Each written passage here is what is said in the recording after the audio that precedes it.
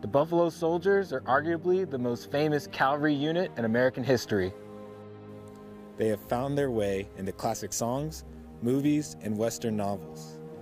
They have a proud legacy of service to our country for the past 156 years. Their story is our story, a history since 1866 that we carry with pride every day.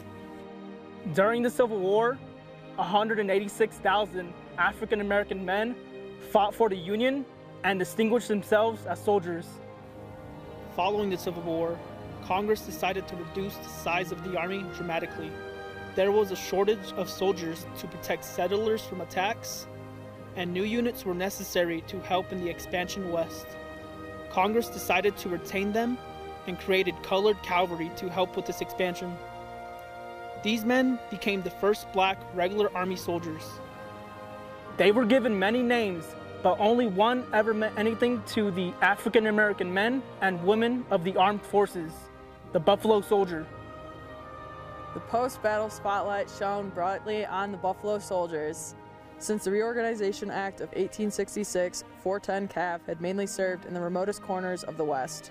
Most of this duty had been performed in obscurity, except for the pioneers and cowboys they protected.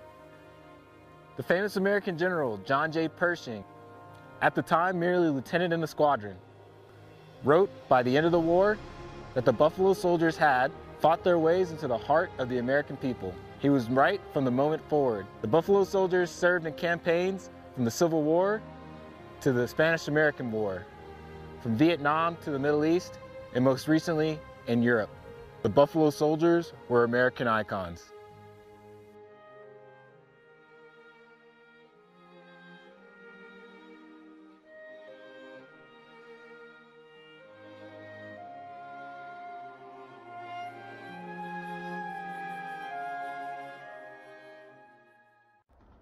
Cujo 5-1, this is Stalker. Stand by.